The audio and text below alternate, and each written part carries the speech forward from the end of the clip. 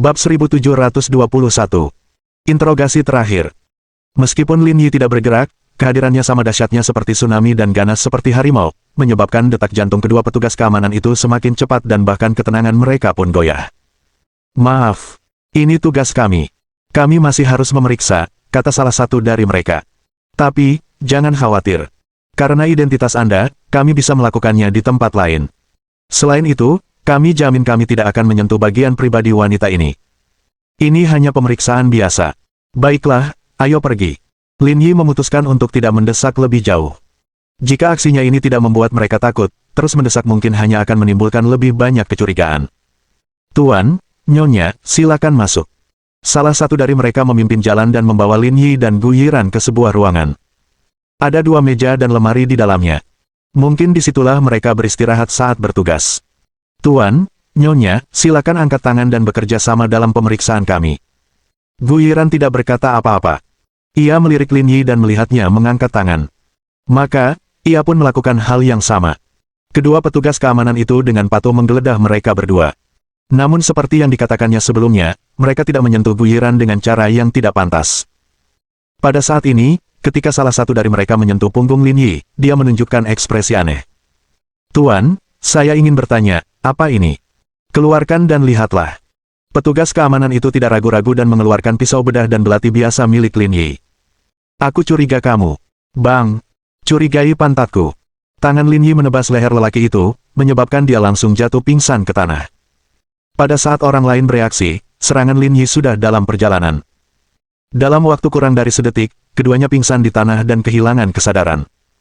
"Apakah itu baik-baik saja?" Gu Yiran mengerutkan kening.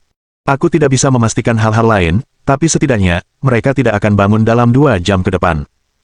Ayo kita masukkan mereka berdua ke dalam lemari, lalu kita cari Zhang Hao. Kita harus cepat. Ayo bergerak." Keduanya dengan cekatan memasukkan kedua petugas keamanan itu ke dalam lemari dan keluar ruangan secara terang-terangan, seolah-olah tidak terjadi apa-apa. Saat memasuki kasino, Gu Yiran menatap seorang pria berpakaian putih.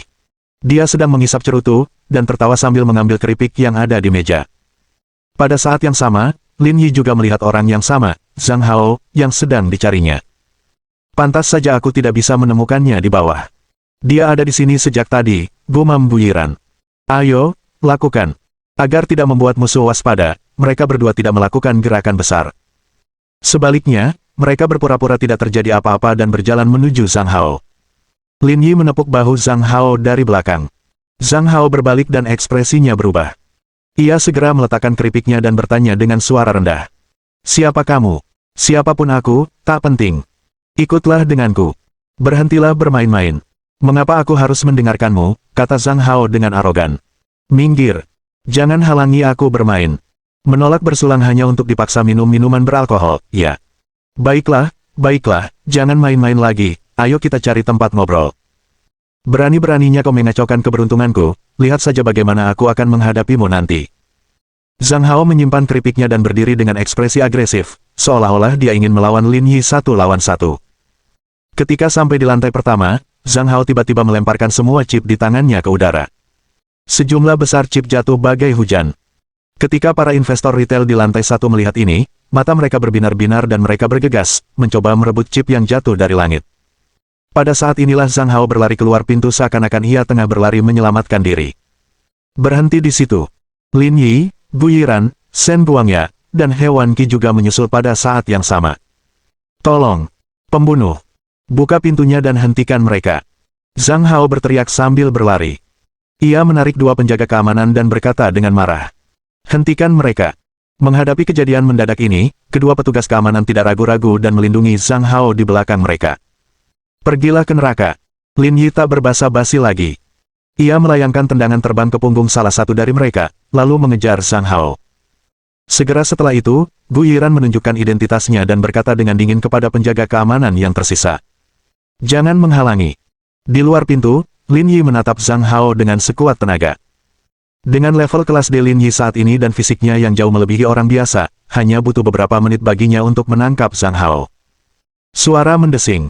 Tepat saat dia hendak mengejar Zhang Hao, Lin Yi melompat ke udara dan menendang punggungnya.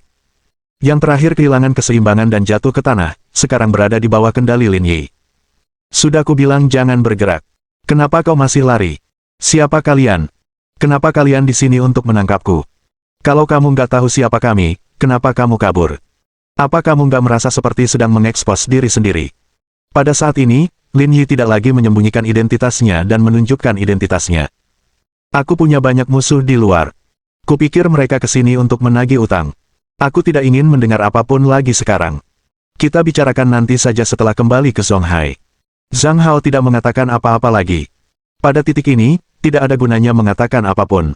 Tak lama kemudian, Gu Yiran dan yang lainnya menyusul dan memborgol Zhang Hao. Penangkapan pun resmi selesai. Sebelum mereka pergi, Lin Yi berterima kasih kepada Shen Yaguang dan Hewan Qi. Meskipun mereka tidak banyak membantu, mereka tetap membantunya. Ia harus berterima kasih padanya. Setelah bertukar basa-basi, keduanya mengantar Zhang Hao ke pesawat dan bersiap kembali ke Songhai.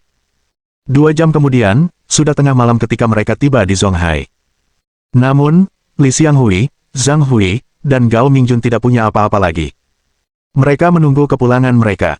Di ruang interogasi, tangan dan kaki Zhang Hui diborgol. Setelah ditendang Lin Yi, ia tampak agak berantakan. Angkat kepalamu, teriak Li Xianghui dengan nada yang mengesankan. Kenapa kalian menangkapku? Berjudi di Aomen tidak ilegal, kan? Tanya Zhang Hui. Itu tidak ilegal, tapi Song Deyuan sudah meninggal. Sebagai rekan bisnisnya, apa kau tidak ingin mengatakan sesuatu? Aku sudah mendengar tentang ini, kata Zhang Hao. Aku tidak tahu apa yang terjadi padanya. Dia terlalu keras dalam menghadapi segala sesuatunya. Hehe. Li Xianghui mencibir. Kurasa kau tahu alasannya lebih dari siapapun. Apa yang kau bicarakan? Kita kan mitra bisnis. Apa yang ku tahu? Itu tidak ada hubungannya denganku. Karena kamu punya motif. Li Xianghui melambaikan dokumen di tangannya, perusahaan Sengkemu hanyalah perusahaan cangkang. Kau menipu Song Deyuan lebih dari 100 juta yuan, dan ketika dia tahu, kau tidak bisa menjelaskannya, jadi kau memutuskan untuk membunuhnya. Bab 1722. Kemajuan baru dalam kasus. Tidak. Lagi pula, apa hakmu mengatakan perusahaanku adalah perusahaan cangkang, bantah Zhang Hao. Poin ini di luar jangkauan Anda, rekan-rekan kami dari Divisi Investigasi Komersial telah menyelidikinya secara menyeluruh. Ini bukan sesuatu yang bisa Anda perintahkan. Mendengar ini, Zhang Hao segera tenang, karena dia tahu betul bahwa jika pihak berwenang ingin menyelidiki urusan perusahaannya, mereka dapat melakukannya dalam hitungan menit. Tidak ada gunanya mencoba menjelaskan dirinya sendiri. Saya akui kinerja perusahaan saya memang kurang baik di masa lalu, tapi bukan berarti kali ini akan sama. Saya sangat ingin bekerja sama dengan Song Deyuan, tapi saya tidak menyangka akan terjadi sesuatu padanya. Kenapa sesuatu terjadi padanya? Apa kau tidak tahu? Apa maksudmu? Apa kau curiga aku membunuhnya? Zhang Hao tampak sangat bersemangat. Waktu dia kena masalah, saya lagi kerja di perusahaan. Mana mungkin saya bisa membunuhnya? Apa kamu bisa pakai akal sehat? Tapi aku benar-benar ingin tahu, kalau kau tidak punya apa-apa untuk disembunyikan, kenapa kau lari saat melihat orang-orang kami? Li Xianghui juga tahu bahwa dia tidak bisa melanjutkan topik tersebut. Karena dia tidak punya bukti, dia tidak bisa berbuat apa-apa padanya, jadi dia mengganti topik. Ekspresi Zhang Hao sangat berlebihan, persis seperti penjahat di film. Bahkan ada sedikit kesan jenaka, dan tidak ada rasa takut dalam ekspresinya. Seperti yang kukatakan sebelumnya, kupikir musuhku datang mencariku. Karena itulah aku bergegas lari. Sekarang, saya ingin bertanya kepada Anda, apakah Anda mengenal seorang wanita bernama Du Juan? Du Juan. Zhang Hao bergumam. Aku pernah makan malam dengan Song Deyuan sebelumnya. Dia punya simpanan bernama Du Juan. Aku tidak tahu apa-apa lagi. Li Xianghui memainkan korek api di tangannya dan menatap Zhang Hao dengan muram. Kusarankan kau untuk tidak berjuang sia-sia. Kepalsuan tak bisa diwujudkan, dan berpura-pura tak ada yang salah tak akan membantumu sekarang. Saya benar-benar tidak mengerti apa yang Anda bicarakan. Saya seorang pengusaha yang sah. Mengapa Anda menuduh saya membunuh Song Deyuan? Entah kau membunuh Song Deyuan atau tidak, kami akan menyelidikinya sendiri. Tapi kau akan berada di bawah pengawasan kami untuk sementara waktu. Kuharap kau berperilaku baik. Saya yakin hukum akan membersihkan nama saya. Kita lihat saja. Li Xianghui tidak berkata apa-apa lagi. Ia memimpin anak buahnya keluar dari ruang interogasi dan kembali ke kantornya. Ia menyalakan sebatang rokok dengan marah dan mulai merokok. Bukti yang kita miliki saat ini tidak dapat membuktikan bahwa dia membunuh Song Deyuan dan Du Juan, kata Gu Yiran. Saya memeriksa waktu ketika sedang menyelidiki rekaman CCTV. Ketika Song Deyuan jatuh dari tebing, Zhang Hao sedang berada di kantornya. Panggilan terakhir mereka berdua adalah 5 jam sebelum Song Deyuan meninggal. Agak mengada-ada jika dikatakan bahwa dialah yang menyebabkan Song Deyuan jatuh dari tebing. Bukan hanya itu. Zhang Hui juga menyalakan sebatang rokok dan duduk di kursi, merokok. Saya sudah memeriksa catatan perjalanannya. Dia hanya ke Yanjing sekali dalam 3 bulan terakhir. Tidak ada tumpang tindih dengan catatan perjalanan Song Deyuan. Tidak ada cukup bukti untuk menuduh Zhang Hao. Kantor itu hening. Tak seorang pun bicara. Zhang Hao punya motif untuk membunuh, tetapi tidak ada bukti yang mengarah padanya. Mungkinkah kita salah arah? Meskipun Zhang Hao punya motif untuk membunuh, mungkinkah dia tidak membunuhnya? Ada yang salah. Kata-kata Lin Yi yang tiba-tiba membuat semua orang di kantor menatapnya. Mereka bertanya-tanya apa yang akan dikatakannya. 4 hari telah berlalu sejak kematian Song Deyuan. Menurut pernyataan Zhang Hao, ia mengetahui kematian Song Deyuan sekitar pukul 17 pada hari kejadian. Tidak ada kontak antara keduanya selama lebih dari 10 jam, yang cukup tidak biasa. Semua orang mengerutkan kening. Li Xianghui bertanya, bisakah ini digunakan sebagai bukti? Tidak, tapi ini sangat mencurigakan, kata Lin Yi. Mereka berdua adalah rekan bisnis. Agak aneh juga mereka sudah lama tidak saling menghubungi. Lin Yi, yang datang dari dunia korporat, memahami seluk-beluk yang terlibat. Sebagai mitra bisnis, terutama jika melibatkan jumlah besar, kontak mereka seharusnya sering dilakukan, kata Lin Yi. Lihat saja riwayat panggilan mereka untuk memastikan mereka berkomunikasi hampir setiap hari. Namun, uniknya, pada hari Song Deyuan meninggal, tidak ada kontak di antara mereka selama lebih dari 10 jam. Ini sangat mencurigakan dan mungkin perlu diselidiki. Mendengar kata-kata Lin Yi, mata Gu Yiran berbinar seolah dia memikirkan sesuatu. Ada satu hal lagi yang tidak beres. Ponsel dan WeChat Song Deyuan tidak memiliki catatan kontak dengan Zhang Hao. Sebagai mitra bisnis, ini juga tidak biasa. Apakah dia punya kebiasaan menghapus riwayat WeChat-nya? Tanya Zhang Hui. Istri saya membersihkannya setiap hari. Dia tidak meninggalkan rekaman obrolan apapun. Lagi pula, momen WeChat-nya hilang setelah 3 hari. Dia membuat dirinya tampak begitu misterius. Tidak, kata Gu Yiran. Semua momen WeChat-nya bersifat publik, dan ada banyak rekaman obrolan di ponselnya. Saya sudah memeriksanya sebelumnya. Rekaman paling awal adalah 3 tahun yang lalu, tetapi saya tidak dapat menemukan rekaman dirinya dan Zhang Hao. Kemungkinan besar rekaman itu sengaja dihapus. Analisis Gu Yiran masuk akal bagi yang lain. Lin Yi mengubah posturnya.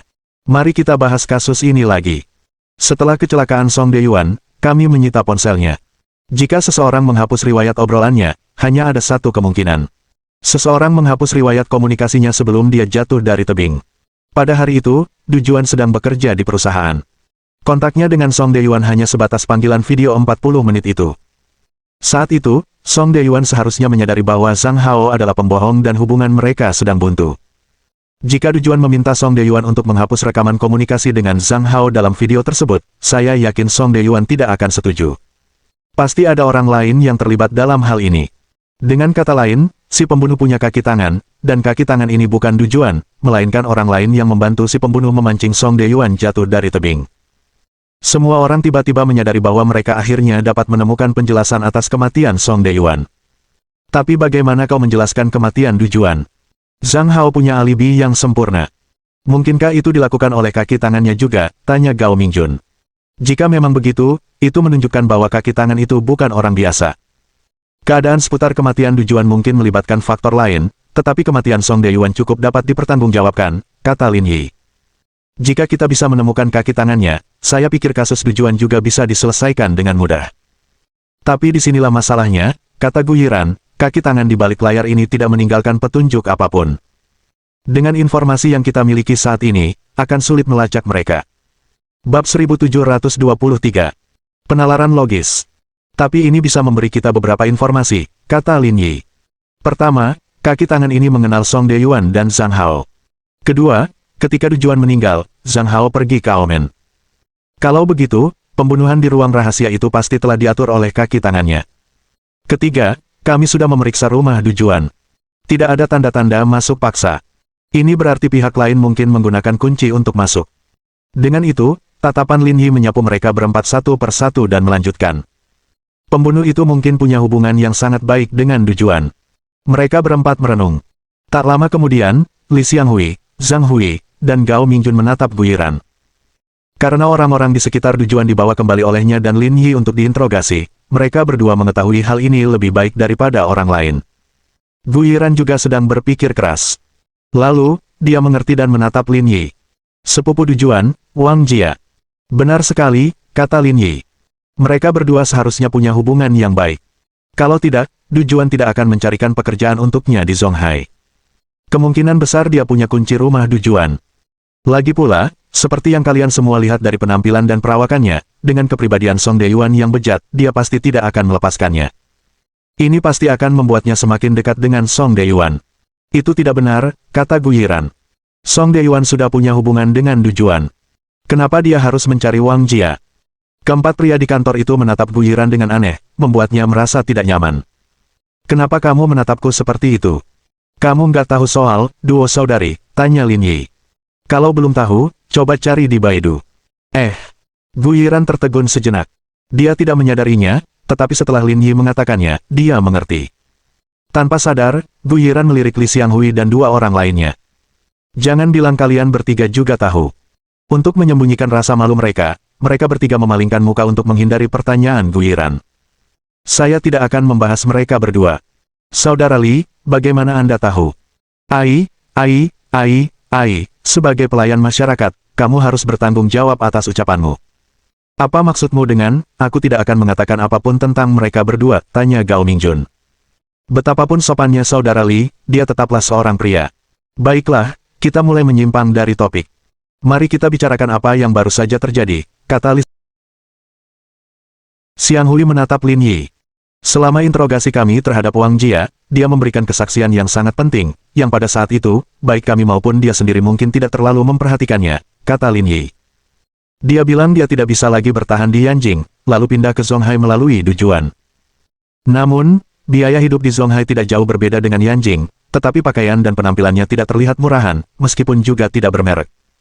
Harganya pun tampak tidak terjangkau dengan gaji tetap, yang menunjukkan bahwa uangnya mungkin berasal dari Zhang Hao dan Song Deyuan.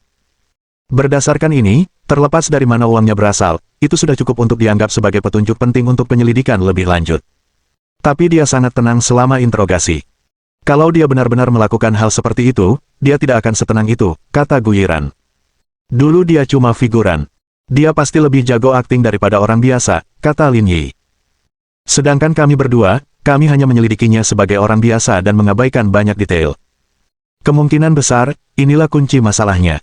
Lin Yi mengubah posturnya dan melanjutkan. Saya pikir fokus investigasi selanjutnya harus pada hubungan antara Wang Jia, Zhang Hao, dan Song Deyuan. Kedua, kita bisa mengirim orang untuk menyelidiki lingkungan sekitar dan melihat apakah ada yang melihat Wang Jia pada hari Du Juan meninggal, atau apakah dia sedang terburu-buru dan bertingkah aneh. Akhirnya, sidik jari Wang Jia mungkin tertinggal di pipa gas dan gagang pintu rumah Du Juan. Ini juga menjadi fokus investigasi forensik selanjutnya. Li Xianghui mengangguk. Aku juga sudah memikirkan hal-hal ini, tapi Wang Jia punya alibi ketika Du Juan meninggal.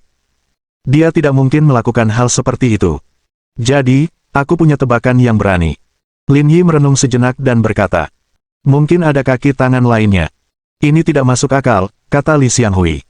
Dalam kasus seperti ini, kalau kau punya terlalu banyak kaki tangan, kau akan mudah terekspos. Dengan metode kriminal yang telah ditunjukkan si pembunuh sejauh ini, kesalahan seperti itu tidak mungkin terjadi.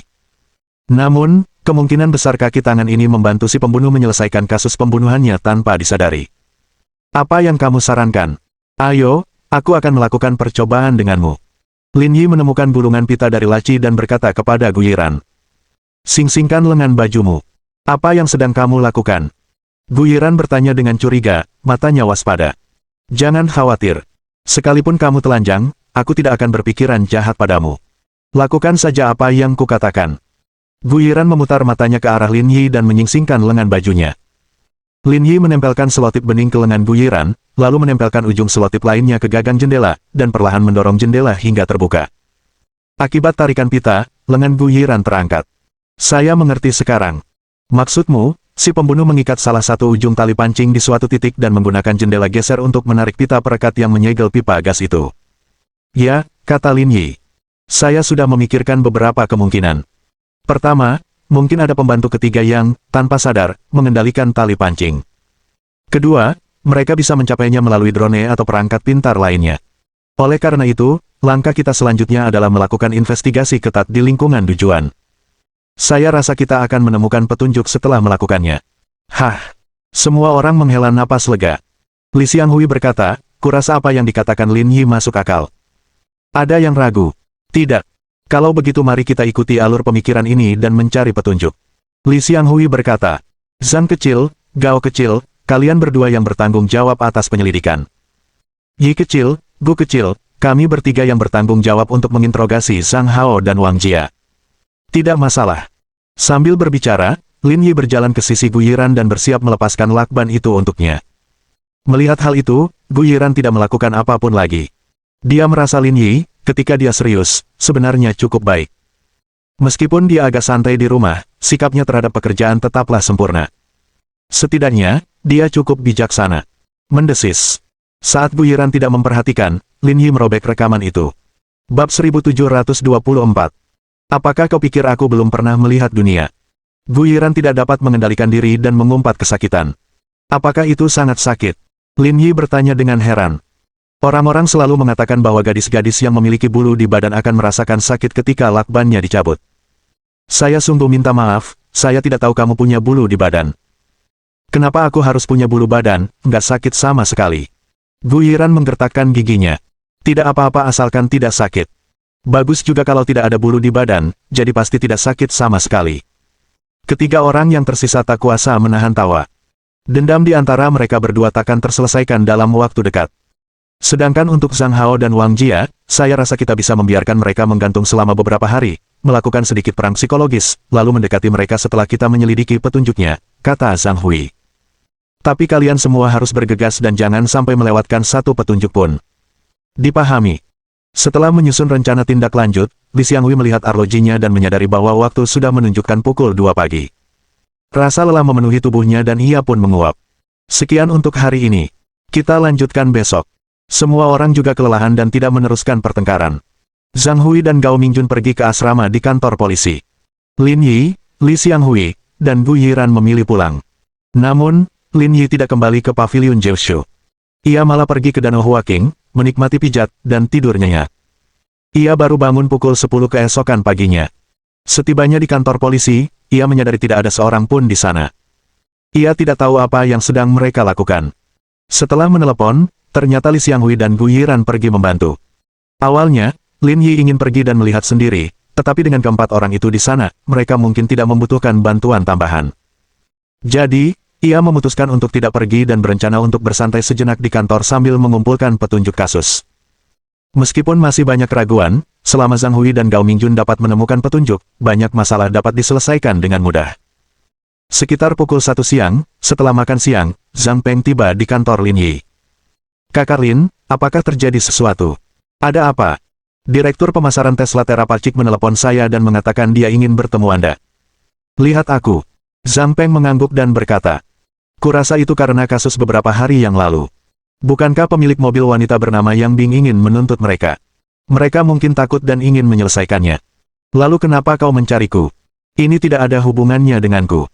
Tapi hubunganmu dengan wanita bernama Yang Bing itu tampaknya agak ambigu. Kalau ditelusuri ke sumbernya, semuanya mengarah padamu. Sial, apa maksudmu dengan kita agak ambigu? Kita bahkan nggak bisa dianggap teman. Kakak Lin, jangan main-main. Aku bisa merasakan dia tertarik padamu, kata Zhang Peng dengan nada jahat.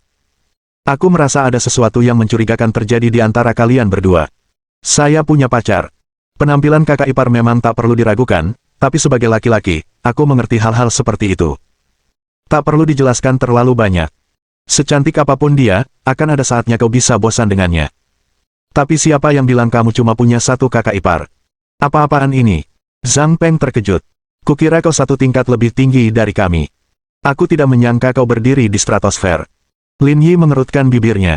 Ia tidak tahu bagaimana perasaannya jika diberitahu bahwa ia memiliki 4 saudara ipar. Baiklah, berhenti berdebat, kata Lin Yi. Ceritakan tentang Tesla. Apa katanya? Dia menelepon kami dan mengatakan bahwa dia ingin bertemu Anda di Hotel Ritz-Carlton pukul 2 siang. Standarnya cukup tinggi. Aku heran dia mau bertemu di Ritz-Carlton. Lin Yi mengusap dagunya. Apakah dia seorang eksekutif wanita? Lalu siapa yang akan pergi? Tanya Lin Yi. Kukira mereka akan melemparkan bom merah muda ke arahku. Saudara Lin, jangan bercanda lagi, kita ini orang-orang yang berstatus, jadi kita harus berhati-hati dengan perkataan kita, kata Zhang Peng. Lagi pula, siapapun yang berhasil mencapai posisi eksekutif berusia setidaknya di atas 40 tahun, yang mungkin tidak terlalu bagus. Lin Yi menatap Zhang Peng dengan heran. Kau tahu ini? Apa kau mengalaminya sendiri? Sialan, kamu tidak bisa mengejekku seperti itu. Lin Yi tertawa. Katakan pada mereka aku akan ke sana sore ini. Apakah Anda membutuhkan kami untuk ikut dengan Anda? Bukan masalah besar. Aku akan pergi sendiri. Baiklah, aku akan kembali dan membalasnya. Lin Yi melihat arlojinya. Waktunya hampir tiba, dan ia bersiap untuk pergi dan memeriksa. Alasan mengapa Lin Yi bersedia pergi adalah karena dia ingin membela rakyat. Masalah ini pada awalnya tidak ada hubungannya dengan dia, tetapi dia tidak menyukai perusahaan yang sok penting seperti itu. Mereka mendapatkan uang dari orang Huaxian tetapi tidak peduli dengan keselamatan mereka. Perusahaan seperti ini tidak dapat dipertahankan. Setelah berkemas, Lin Yi berkendara ke Hotel Ritz-Carlton. Begitu dia masuk, dia dihentikan oleh seorang wanita berseragam di pintu. Permisi, apakah Anda Tuan Lin Yi? Itu aku. Lin Yi melirik wanita itu. Kamu dari Tesla. Saya sekretaris Direktur Zhao. Kami sudah menunggu Anda datang. Ayo pergi. Meskipun urusan bisnis, sekretaris itu tak kuasa menahan diri untuk melirik Lin Yi beberapa kali lagi. Orang ini sungguh tampan. Tak lama kemudian, Lin Yi dibawa ke kamar pribadi di lantai 3. Ruangan pribadi itu sangat luas, sekitar 50 meter persegi. Terdapat meja bundar besar yang penuh dengan hidangan. Meskipun dia tidak tahu bagaimana rasanya, dia pasti punya cukup banyak kartu. Di sisi dalam meja makan, duduk seorang pria parubaya berusia 40-an. Ia agak gemuk dan mengenakan setelan biru. Ia tersenyum dan tampak sangat ramah. Tidak sulit untuk menebak bahwa pria ini adalah direktur pemasaran Tesla di wilayah Terapacik. Selain itu, ada 4 wanita cantik yang duduk di kedua sisinya. Mereka sangat enak dipandang. Lin Yi mengerutkan bibirnya. Apakah dia mencoba menjebaknya? Tuan Lin, akhirnya Anda di sini. Saya sudah lama menunggu Anda. Pria parubaya itu berdiri dari kursinya dan mengulurkan tangannya dengan antusias. Perkenalkan, nama saya Zhao Fenghua. Saya Direktur Pemasaran Tesla untuk wilayah Terapacik. Saya juga Wakil Direktur Pemasaran Global. Tuan Lin. Setelah Zhao Fenghua selesai berbicara, gadis-gadis yang duduk di sebelahnya berdiri dan menyapa Lin Yi. Lin Yi mengangguk. Kau bisa suruh orang-orang ini pergi. Kita bisa bicara sendiri.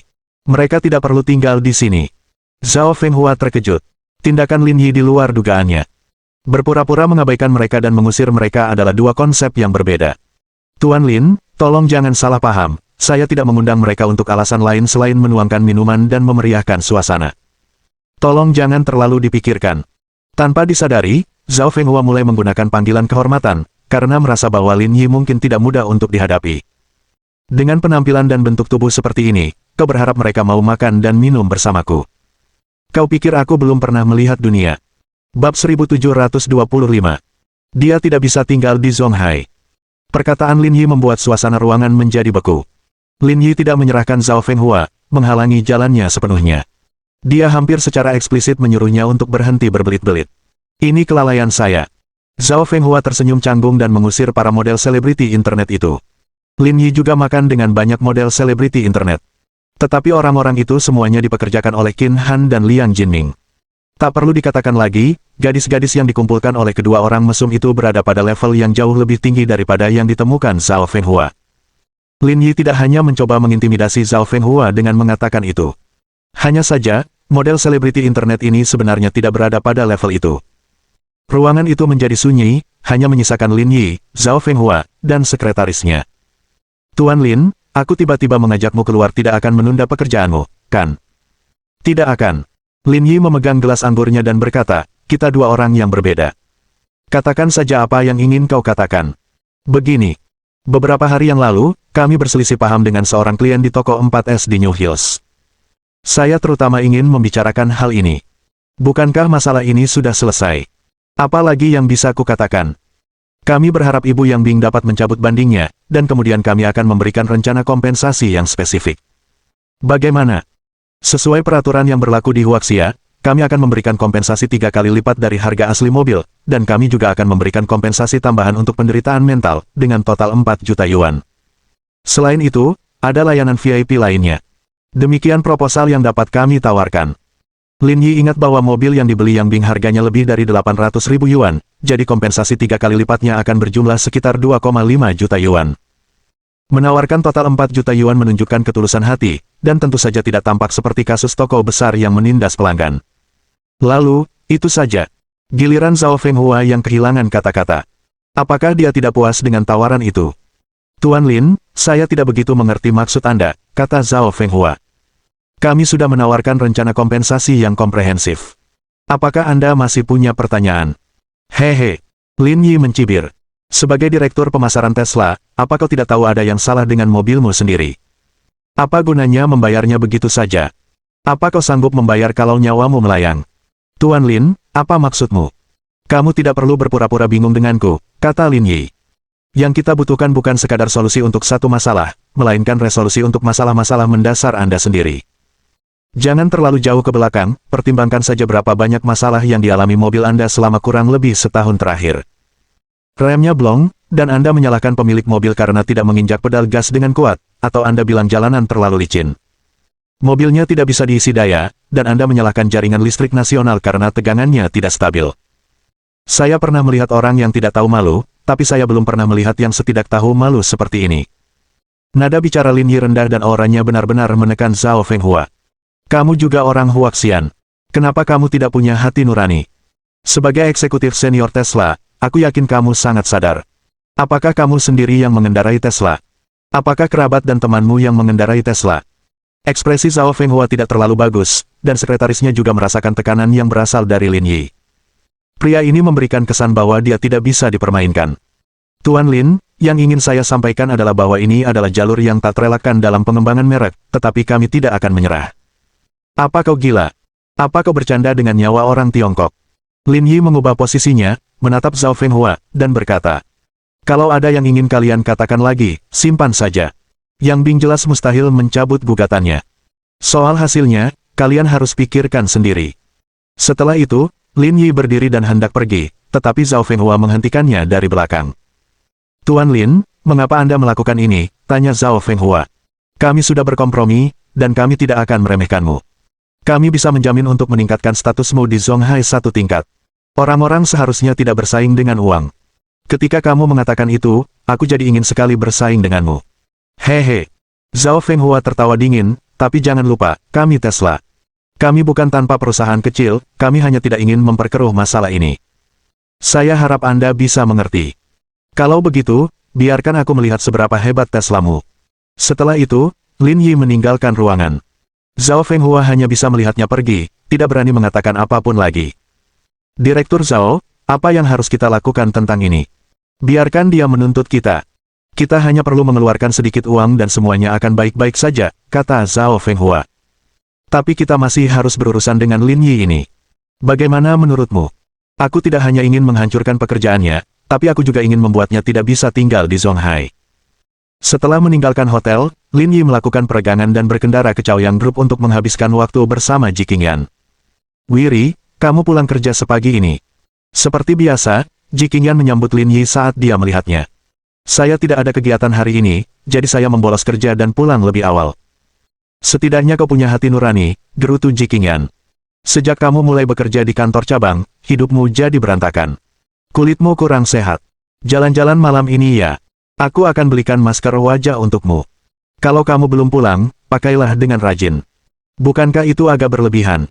Semua rekan kerjaku berwajah polos.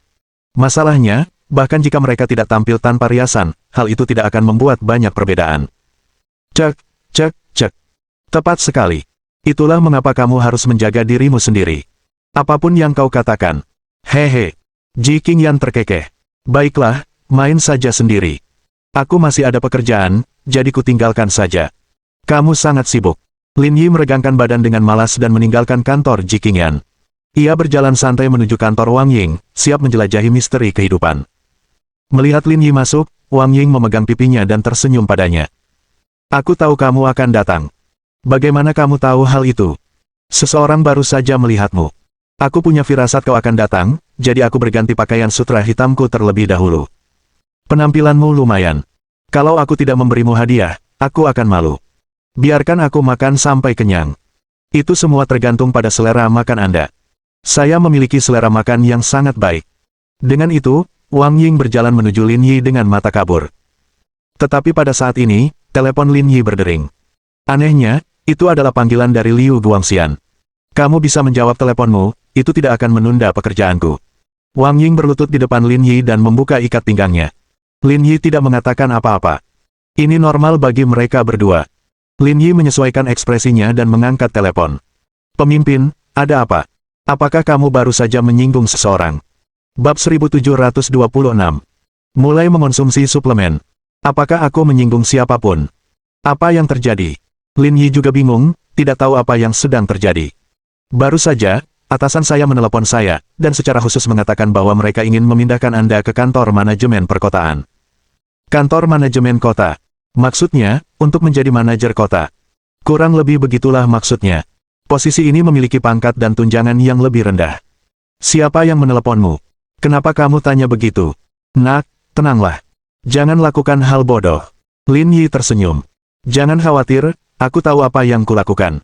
Katakan saja. Namanya Zhang Jin. Baiklah, saya mengerti. Terima kasih, pemimpin. Setelah mengucapkan terima kasih, Lin Yi menutup telepon. Wang Ying meludahkan makanan di mulutnya dan menatap Lin Yi. Apakah ada sesuatu yang terjadi di pihakmu? Ini masalah kecil, tapi aku bisa mengatasinya. Kalau begitu jangan bergerak. Aku bisa melakukannya sendiri. Dengan itu, Wang Ying membawa Lin Yi ke samping, mengangkat roknya, dan mulai makan. Lin Yi menepuk pantatnya. Pelankan suaramu, aku perlu menelepon. Lin Yi mengeluarkan ponselnya dan menelepon Chen Bingqiang. Presiden Lin. Kepala Chen, saya ingin bertanya tentang seseorang. Tanya Lin Yi, apakah Anda kenal seseorang bernama Zhang Jin? Ya, dia direktur departemen. Chen Bingqiang berkata, kalian berdua saling kenal.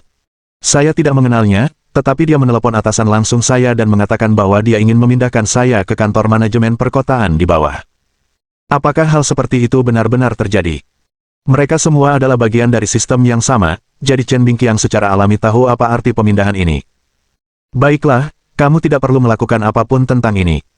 Aku akan membantumu mengatasinya, kata Chen Bingqiang serius. Orang-orang ini menjadi semakin berani. Tidak. Jangan urus dulu, kata Lin Yi. Biarkan dia tinggal beberapa hari. Ada urusan lain di sini. Aku akan mengurusnya sendiri dulu. Baiklah, aku akan menunggu kabar darimu. Hubungi saja aku kalau kamu butuh bantuan. Baiklah, terima kasih, Kepala Chen. Kita semua berada di pihak yang sama, tidak perlu basa-basi, panggil saja aku.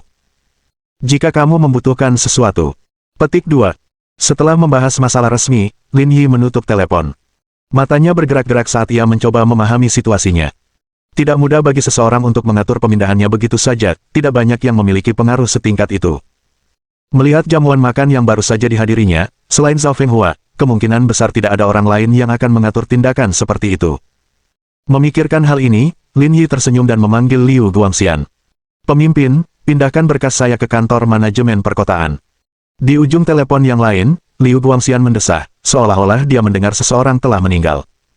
Jangan berjuang untuk saat ini. Aku akan melihat apakah ada kesempatan untuk memindahkanmu kembali nanti. Kamu tidak perlu mengkhawatirkanku. Tidak masalah di mana aku berada. Kamu masih punya banyak hal yang harus dilakukan di rumah. Jangan terlalu mengkhawatirkanku. Kalau rambutmu memutih, aku harus membelikanmu salep, kata Lin Yi sambil tersenyum. Pergi sana, enyahlah. Liu Guangxian memarahi, meskipun aku tidak tahu apa yang terjadi, aku akan membantumu memikirkan solusinya. Terima kasih, pemimpin. Setelah mengobrol sebentar, Lin Yi menutup telepon. Ia sedikit tersentuh. Meskipun banyak orang menyebalkan di masyarakat, banyak juga orang baik. Setelah menutup telepon pada Liu Guangxian, Lin Yi mulai menghubungi Wang Ying, tetapi Li Xianghui menelepon beberapa menit kemudian. Apa yang terjadi, kenapa kamu dipindahkan ke departemen manajemen perkotaan? Kantor. Entahlah. Kurasa aku menyinggung seseorang. Apa-apaan ini? Li Xianghui mengumpat. Jelas, dia sudah tahu hal ini dari Liu Guangxian. Kalau tidak, dia tidak akan bertindak seperti ini. Saya dengar dari pimpinan bahwa dia ingin Anda melapor besok, kata Li Xianghui. Tapi setelah kamu melapor, kembalilah. Kamu tidak perlu meminta cuti kepada siapapun. Aku mungkin tidak punya banyak kemampuan, tapi setidaknya aku bisa memastikan bahwa aku bisa melindungimu. Baiklah, aku akan lihat bagaimana hasilnya. Ada kemajuan dalam kasus Song Deyuan, kata Li Xianghui. Di rumah Dujuan, kami memang menemukan sidik jari Wang Jia, tetapi tidak ada sidik jari di pipa gas atau gagang pintu. Sidik jarinya kemungkinan berasal dari kunjungan sebelumnya ke rumah tersebut. Namun, Tidak adanya sidik jari di pipa gas tersebut mencurigakan. Itu normal. Pipa gas itu titik buta. Selama tidak ada masalah, tidak ada yang akan menyentuhnya, kata Lin Yi. Tapi tidak ada sidik jari yang tertinggal di sana. Kemungkinan besar pihak lain mengenakan sarung tangan saat mereka menyiapkan tempat kejadian perkara. Itulah yang kami pikirkan. Sangat profesional. Jadi, apa petunjuk baru yang kamu bicarakan? Orang tua Zhang Hao punya rumah di lingkungan Dujuan. Rumahnya tepat di bawahnya, tapi sudah lama tidak ada yang tinggal di sana. Rumah orang tuanya. Ketika kami mengetahui hal ini, kami juga merasa agak sulit dipercaya. Kami merasa ini terlalu kebetulan. Kalau begitu, kita mungkin punya jawabannya, kata Lin Yi. Periksa rumah orang tuanya dan lihat apakah sidik jari Wang Jia ada di sana. Saya sudah meminta seseorang untuk menyelidiki lagi. Kita akan mendapatkan hasilnya besok, kata Li Xianghui. Kita akan melakukan investigasi lebih lanjut nanti. Laporkan saja ke kantor polisi setelah selesai besok. Jangan khawatirkan hal lain. Oke. Setelah berbicara dengan Li Xianghui, Lin Yi menutup telepon dan mulai bekerja. 1 jam kemudian, pertempuran yang memuaskan berakhir. Wang Ying kembali ke mejanya, merasa lelah. Kakiku pegal sekali. Suatu hari nanti, aku perlu membeli sofa yang bisa diubah menjadi tempat tidur. Kamu benar-benar perlu meningkatkan staminamu. Ini terutama karena aku sangat sibuk akhir-akhir ini, jadi aku tidak punya waktu untuk pergi ke pusat kebugaran. Kalau tidak akan seperti ini, kata Wang Ying dengan nada sendu. Kamu masih perlu berlatih lebih banyak. Skuad dalam, yoga, itu penting. Mengerti? Wang Ying berkata dengan tatapan genit, masalah utamanya adalah ruangannya terlalu sempit, itu membatasi penampilanku. Kalau tidak, kau mungkin belum tentu cocok denganku. Kamu selalu melawan, tapi pada akhirnya, kamulah yang kalah, kata Lin Yi sambil tersenyum. Masalah utamanya adalah kau belum mengalahkan manajer Ji. Memang agak sulit bagiku sendiri, balas Wang Ying sambil mengangkat kepalanya dengan bangga. Jika ini terus berlanjut selama beberapa tahun lagi, dan kondisimu menurun, kau pasti bukan tandinganku. Lin Yi berpikir sejenak, lalu tiba-tiba bergidik. Jika dalam beberapa tahun, Ji Qingyan dan ketiga orang lainnya mencapai usia yang lebih tangguh, dan dia mulai bertanya-tanya apakah dia benar-benar bisa menghadapi mereka. Dan dengan Yan Qi yang menyelinap di luar, itu benar-benar mengerikan. Bagaimana, apa kamu takut? Wang Ying bersorak gembira dan mengeluarkan termos hitam dari laci. Termos itu tampak sangat mewah. Termos. Sambil berbicara, Wang Ying juga mengeluarkan sebungkus goji berry. Aku memberimu 2 hal ini, dan kamu harus mulai minum suplemen mulai sekarang. Aku tidak ingin hubungan platonis di antara kita. Bab 1727. Mundur atas kehendakmu sendiri. Sial, aku benar-benar harus membantumu suatu saat nanti, kata Lin Yi. Jadi kamu tidak akan memikirkannya sama sekali selama setahun. Wang Ying menatap Lin Yi dengan senyum jenaka, jika kamu benar-benar bisa melakukan itu, maka aku tidak punya pilihan selain. Untuk melakukan apa? Untuk menyambut Anda dengan tangan terbuka. Kamu makin nakal dari hari ke hari. Setelah pertarungan sengit itu berakhir, keduanya mengobrol sebentar. Lin Yi keluar untuk membeli beberapa bola ketan untuk Ji Qingyan dan menaruh termos dan buah wolfberry di dalam mobil sebelum kembali. Sepulang kerja, mereka berdua pergi berbelanja. Ji Qingyan membeli beberapa masker wajah untuk Lin Yi. Singkatnya, para pria juga harus menjaga diri mereka sendiri. Setelah membeli barang-barang, mereka berdua makan hotpot di luar sebelum pulang. Pavilion Manjiang adalah restoran yang sangat terkenal di Zonghai. Terletak di tepi sungai Huangpu, restoran ini berspesialisasi dalam masakan Sichuan. Meskipun mereka tidak memiliki bintang Michelin, jika Anda ingin makan di restoran tersebut, Anda harus membayar mahal. Jika tidak, Anda harus memesan tempat seminggu sebelumnya karena hanya ada 6 meja di seluruh restoran. Sayang sekali, jumlahnya sangat sedikit. Ada 2 orang yang duduk di sisi paling dalam restoran. Mereka semua berusia 40-an. Mereka mengenakan kemeja dan celana panjang, tampak anggun. Salah satunya adalah Zhao Fenghua, yang ditemui Lin Yi siang itu. Pria yang duduk di hadapannya berkacamata dan sedikit lebih kurus daripada Zhao Fenghua. Ia tampak lebih muram dan memancarkan aura licik. Nama pria itu adalah Yang Tianan. Ia adalah penanggung jawab Tesla di wilayah Terapacik. Ia bertanggung jawab atas semua urusan perusahaan dan memiliki kekuasaan yang besar. Presiden Yang, saya sudah meminta seseorang untuk menjaga Lin Yi. Saya rasa dia belum tahu apa yang terjadi. Zhao Fenghua tersenyum. Pertama, singkirkan dia dari jabatannya, periksa apakah ada informasi negatif tentang dia di internet, lalu ungkap dia. Zhao Fenghua mengangguk. Nanti saya suruh orang yang melakukannya, tapi perempuan bernama Yang Bing itu masih ngotot menuntut kita. Banyak komentar negatif di internet, dan itu sangat memengaruhi kita. Tidak masalah. Aku akan menyewa beberapa blogger dan kreator video pendek untuk menekan opini publik dengan sangat cepat. Lakukan saja sesukamu. Baik, Presiden Yang. Yang Tianan menyeka mulutnya dan tersenyum. Kalau kamu mau bertarung denganku, kamu harus pertimbangkan kemampuanmu sendiri. Aku sudah memberimu muka, tapi kamu tidak mau. Apa kamu benar-benar berpikir kamu penyelamat sampai mau ikut campur dalam segala hal? Keesokan paginya, Lin Yi melapor ke kantor manajemen perkotaan. Begitu memasuki departemen itu, dia merasakan suasananya tidak tepat. Kamu adalah Lin Yi. Pembicaranya, bernama Cao Jian, adalah kepala departemen. Ia mengedipkan kelopak matanya, tampak agak sembrono. Itu aku, jawab Lin Yi dengan santai. Sikap Cao Jian sesuai dengan harapannya. Ia dikirim ke sini, dan menurut pepatah lama, ia telah diasingkan. Orang yang bernama Zhang Jin itu pasti telah mengirim kabar tentangnya secara pribadi. Wajar saja baginya menerima perlakuan seperti itu. Pertama, pergi latihan. Kamu akan mulai bekerja seminggu kemudian, kata Cao Jian. Kalau kinerjamu tidak memenuhi standar, kamu akan dipecat. Kalau lulus evaluasi, ada masa percobaan 3 bulan, tapi kamu tidak akan menerima gaji selama masa tersebut. Pertimbangkan baik-baik. Petik 2. Saya dikirim dari kantor polisi, apakah saya masih perlu pelatihan? Cao Jian mengangkat alisnya dan melirik Lin Yi. Kenapa kamu tidak perlu latihan? Apa kamu pikir kamu istimewa? Tidak juga. Aku hanya bertanya. Lin Yi terkekeh dan tidak membantahnya.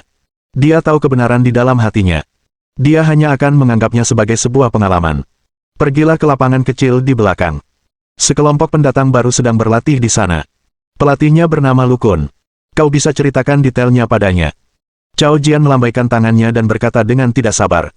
Lin Yi berbalik dan berjalan keluar. Cao Jian menyilangkan kaki dan meliriknya. Dasar bodoh. Kau diam-diam telah menyinggung Tuhan, tapi kau masih tidak tahu apa yang terjadi. Kasihan sekali. Di belakang gedung perkantoran terdapat stadion umum. Setelah negosiasi, disepakati bahwa mereka dapat menggunakan fasilitas itu selama seminggu. Ada lebih dari 20 orang berdiri di lapangan. Semuanya laki-laki. Mereka mengenakan celana kamuflase dan rompi hijau militer. Mereka berdiri tegak di bawah sinar matahari. Di depan mereka berdiri seorang pria jangkung. Usianya sekitar 35 atau 36 tahun. Kulitnya berwarna perunggu dan berpakaian seperti yang lain, hanya saja kemejanya telah diganti dengan rompi, memperlihatkan otot-otot di lengan dan bahunya, membuatnya tampak semakin kekar. Nama pria itu adalah Lukun, seorang pelatih kickboxing. Karena masih kerabat Cao Jian, ia dipekerjakan sebagai pelatih paruh waktu di sini dan mendapatkan penghasilan tambahan. Meskipun dia masuk melalui pintu belakang, standar Lukun sebenarnya tidak buruk sama sekali. Dia pernah memenangkan kejuaraan kickboxing di Zhonghai. Kalau tidak, meskipun punya koneksi, dia tidak akan bisa mendapatkan pekerjaan di sini. Diberhentikan, istirahat selama 30 menit. Lukun berkata kepada orang di depannya. Semua orang saling berpandangan. Sesuai rencana latihan normal, belum waktunya istirahat. Kenapa mereka baru istirahat sekarang? Selain itu, mereka mendapat waktu istirahat setengah jam, yang terasa seperti suguhan istimewa. Instruktur, apakah ada hal baik yang terjadi? Anda memberi kami waktu istirahat yang panjang. Ada pendatang baru. Aku ingin tahu seperti apa dia. Pagi itu, Cao Jian telah menelepon Lukun, memberitahunya bahwa seseorang bernama Lin Yi akan datang untuk melapor tugas, dan menginstruksikannya untuk menggunakan beberapa trik untuk memberinya pelajaran sebelum mengirimnya pulang. Oleh karena itu, Lukun telah menyisihkan waktu untuk menilai pendatang baru itu dan berencana menggunakan beberapa trik untuk segera mengeluarkannya. Anak baru. Kita sudah latihan 3 hari. Kenapa ada anak baru jam segini? Kudengar dia melakukan kejahatan dan dikirim ke sini. Sepertinya levelnya lumayan. Aku harus mengujinya nanti. Jangan bercanda. Aku yakin itu semua sudah pasti. Mungkin dia bisa berurusan dengan orang biasa, tapi dia jelas tidak bisa berurusan dengan orang sepertimu. Jangan bilang begitu. Kita lihat saja nanti kalau mereka datang. Pada saat itu, terdengar teriakan kaget dari kerumunan. Seseorang keluar dari gedung. Kurasa itu orang yang disebutkan instruktur. Tidak mungkin. Lihat dia. Dia jelas anak yang cantik. Lenganku hampir sama tebalnya. Seperti kakinya. Dia tidak terlihat terlatih. Petik 2. Lukun melirik Lin Yi dan berpikir dalam hati, belum lagi aspek-aspek lainnya, hanya dari segi fisik saja, Lin Yi jauh berbeda darinya. Seperti yang dikatakan oleh peserta pelatihan itu, Lin Yi tampak seperti anak laki-laki yang cantik, dan Lukun berpikir bahwa ini tidak mungkin orang yang digambarkan Cao Jian. Pada saat yang sama, Lin Yi tiba di depan tim dan berkata kepada Lukun. Apakah kamu Lukun? Ini aku. Kenapa kamu mencariku? Nama saya Lin Yi. Saya di sini untuk melapor. Setelah mengetahui identitas Lin Yi, semua orang mulai berbisik-bisik. Mereka tidak menyangka dia adalah rekrutan baru. Lukun menatap Lin Yi dengan jijik. Dengan fisikmu, kau pasti takkan sanggup menahan latihan intensitas tinggi kami. Dengarkan saranku dan mundurlah. Bab 1728. Aku tidak perlu berlatih lagi. Awalnya, Lukun ingin mengikuti rencana Cao Jian dan memberi Lin Yi pelajaran. Namun setelah melihat sosoknya, dia mengurungkan rencananya. Pada levelnya, jika dia bersaing dengan Lin Yi di area tersebut, itu akan dianggap seperti perundungan. Itu seperti orang dewasa yang menindas anak taman kanak-kanak. Jika hal itu sampai tersiar, sungguh memalukan. Aku bahkan belum mulai. Kenapa kamu bilang aku tidak bisa? Berkat dukungan Liu Guangxian dan Li Xianghui, Lin Yi tidak berencana berlatih di sini. Ia hanya datang untuk menyapa lalu kembali ke kantor polisi untuk menangani kasus Song Deyuan. Hebat sekali. Dia bahkan belum ngomong apa-apa, tapi orang ini malah berinisiatif memintanya mundur. Ini benar-benar tidak etis. Lihatlah fisikmu dibandingkan dengan peserta pelatihan kami di sini. Kamu jelas tidak cocok untuk tuntutan pekerjaan yang sangat berat ini di masa depan. Tinggal di sini untuk pelatihan hanya akan membuang-buang waktu. Saudaraku, sebaiknya kau pergi. Latihan kita sangat intensif. Kau harus tahu posisimu. Orang-orang yang berlatih di lapangan hanya menonton dengan dingin dari pinggir lapangan. Mereka tidak menunjukkan antusiasme apapun. Perasaan ini benar-benar berbeda dari saat Lin Yi berlatih. Alasan utamanya adalah agar Lin Yi dan yang lainnya dapat bertahan selama hasil mereka cukup baik. Namun, orang-orang di hadapannya berbeda. Total ada 26 orang, dan pada akhirnya, hanya 13 orang yang berhasil mendapatkan pekerjaan itu. Persaingannya sangat ketat. Semakin banyak orang yang bergabung, semakin besar pula persaingan untuk mendapatkan tempat. Sekalipun fisiknya tidak mengancamnya, tetap saja itu berbahaya. Karena itu, semua orang yang hadir berharap Lin Yi akan mundur. Jika saya berhenti, apakah saya akan kehilangan pekerjaan? Apakah ada yang perlu ditanyakan? Tanya Lukun. Kamu bahkan belum lulus pelatihan. Bagaimana kamu bisa bekerja di sini? Kalau begitu, kalian tidak perlu khawatir tentangku. Tingkat latihan seperti ini bukan masalah besar bagiku, jadi aku tidak akan berlatih. Kalian lanjutkan saja. Tunggu, kata Lukun. Kamu bilang kamu bisa lulus penilaian pelatihan kami. Lin Yi mengangguk. Itulah sebabnya aku tidak akan berpartisipasi dalam pelatihan selanjutnya. Puff, haha. 20 siswa itu tertawa terbahak-bahak. Kak, apa yang kau bicarakan? Katanya kau bisa lulus latihan. Kau yakin tidak bercanda? Kau tahu betapa beratnya latihan kita. Lin Yi tidak tahu harus tertawa atau menangis. Orang-orang ini sungguh menggemaskan. Saya tidak tahu seberapa berat latihanmu, tapi saya pasti akan lulus ujian. Ayo, jangan pergi. Lukun menghentikan Lin Yi. Bukankah kamu bilang kamu bisa lulus ujian? Berlatihlah dengan orang-orang kami dulu. Cao Jian ingin memberi Lin Yi pelajaran, tetapi Lukun mengabaikannya. Awalnya, dia bersikap lunak dan tidak bertengkar dengannya. Sekarang, pria itu berbalik dan mulai mengoceh. Kalau dia tidak memberinya pelajaran, dia tidak akan mengerti tempatnya. Lin Yi melihat arlojinya dan merasa masih ada waktu, jadi dia tidak terburu-buru untuk pergi. Baiklah, beritahu aku cara berlatih. Ayo jogging 5 km dulu, kata Lukun. Jika Anda bahkan tidak dapat memenuhi persyaratan ini, pergilah secepatnya. Tidak masalah, apakah kamu mau ikut dan mencobanya? Haha. Tawa terbahak-bahak kembali terdengar dari kerumunan. Jangan bercanda. Waktu terbaik instruktur adalah 20 menit 8 detik, lebih cepat 1 menit dari yang tercepat di antara kita. Mau bersaing dengannya? Itu namanya cari masalah. Aku tidak keberatan, asalkan kalian menerima hasil akhirnya, aku tidak keberatan bersaing dengan siapapun, kata Lin Yi. Kalian pilih saja seseorang. Kalau aku harus bersaing denganmu, rasanya seperti dibuli. Aku akan memilih seseorang secara acak untuk bersaing denganmu. Lukun melihat sekeliling kerumunan dan berkata, Malei, keluarlah sebentar, lari 5K bersamanya. Seorang pria berambut pendek dengan perawakan sedang melangkah keluar dari kerumunan. Melihat Malei, semua orang tidak dapat menahan tawa. Malei adalah yang tercepat di antara mereka. Pada tes sebelumnya, ia mencatatkan waktu 21 menit 34 detik. Sungguh mengerikan. Sekarang, jika dia harus bersaing dengan anak ini, dia bisa dengan mudah mengalahkannya. Apakah kamu sudah memilih seseorang? Dia akan berhasil, kata Lukun. 2 orang lagi datang untuk mencatat waktunya. Kami akan melakukannya. Kedua orang yang berdiri di samping Malei berkata. Dalam waktu kurang dari 2 menit, semuanya sudah siap. Lin Yi dan Ma Lei berdiri di lintasan. Ma Lei tersenyum dan berkata, "Bung, kenapa kamu melakukan ini? Apa yang telah kulakukan?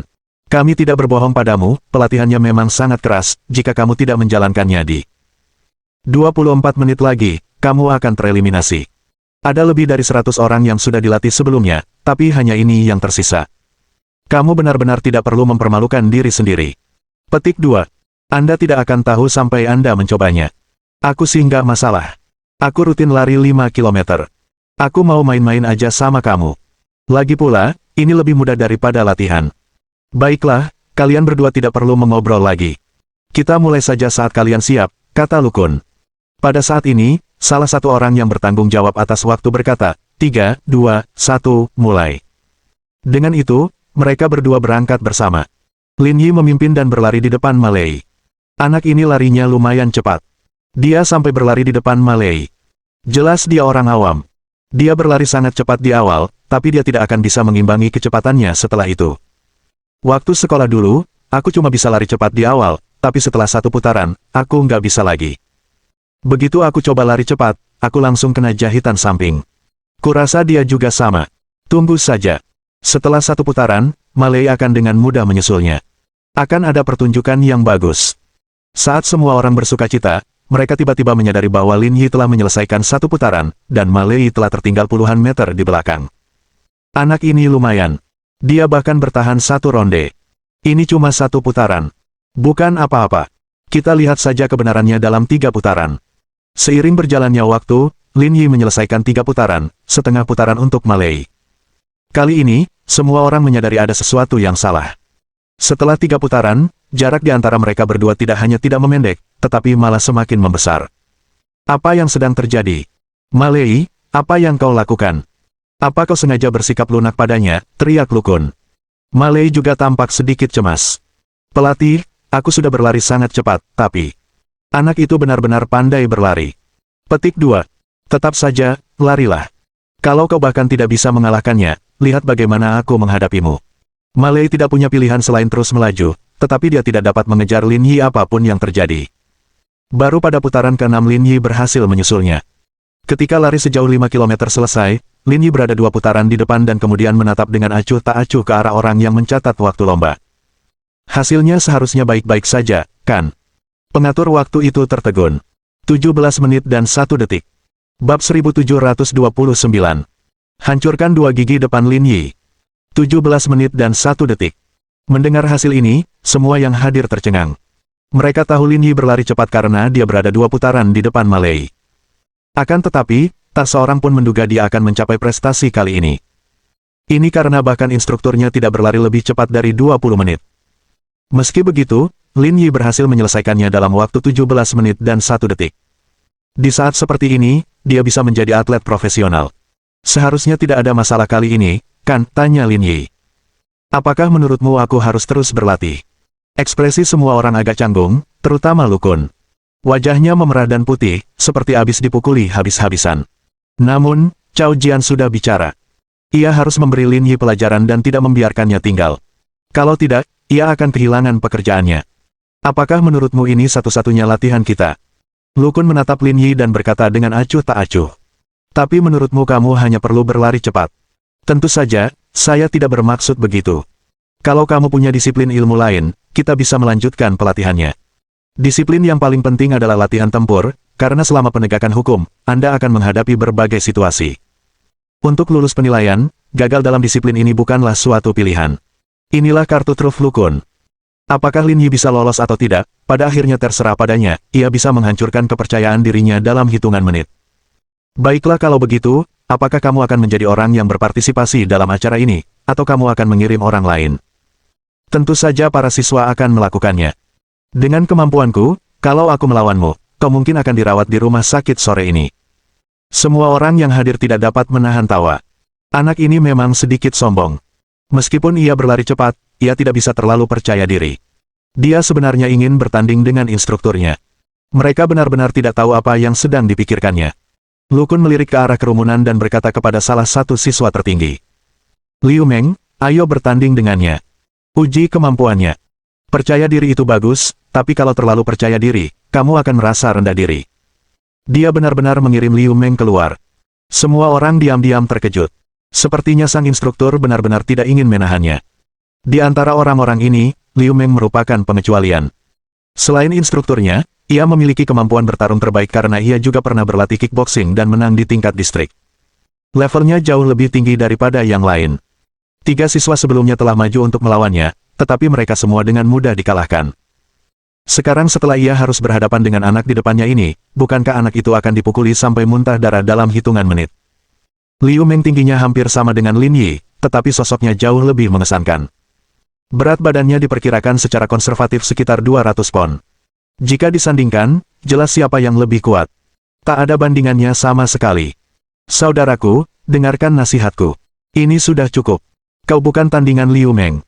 Tidak akan baik jika kau terluka, kata seseorang di antara kerumunan. Kalian baru saja mengatakan hal yang sama, tapi hasilnya tampaknya berbeda. Itu dua hal yang berbeda. Lari itu soal bakat. Kamu tidak dianggap gemuk, dan kamu mungkin sudah pernah berlatih sebelumnya. Tidak mengherankan kamu bisa berlari di level ini. Namun, Liu Meng memang ahli sejati. Dia tidak hanya pernah mengikuti kompetisi, tetapi juga seorang juara. Kamu sebaiknya siap secara mental. Tidak masalah. Lin Yi mengangkat bahu dan menatap Liu Meng. Jika Anda siap, mulailah saja. Apakah kamu yakin ingin aku yang memulai lebih dulu? Tanya Liu Meng dengan nada meremehkan. Aku tidak yakin seperti apa penampilanmu setelah aku memukulmu, jadi sebaiknya kau sadar akan batas kemampuanmu. Jangan khawatir, lanjutkan saja. Bahkan jika aku berakhir di rumah sakit, itu bukan masalahmu.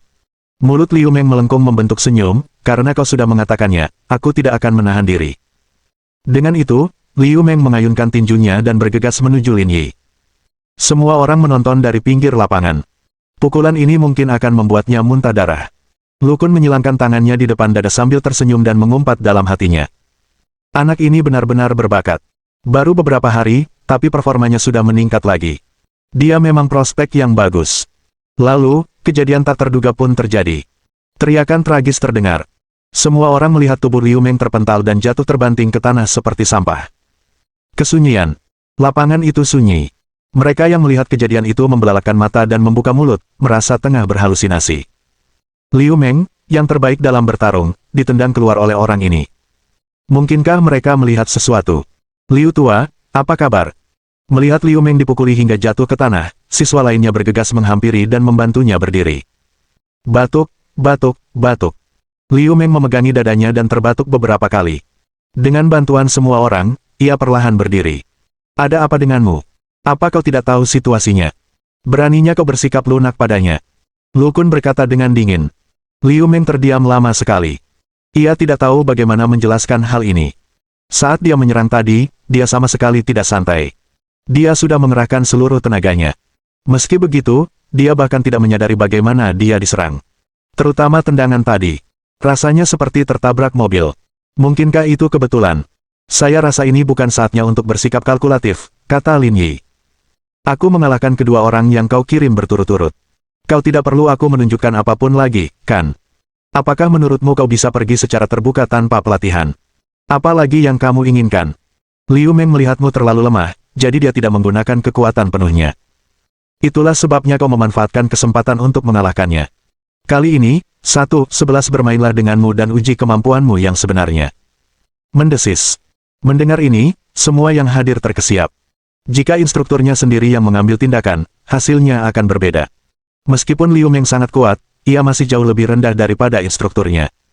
Bisa dibilang mereka berada di dua level yang sangat berbeda.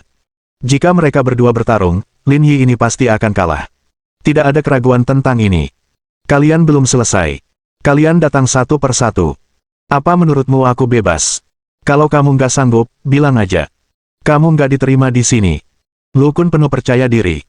Bagaimanapun, pria ini bukanlah tandingannya.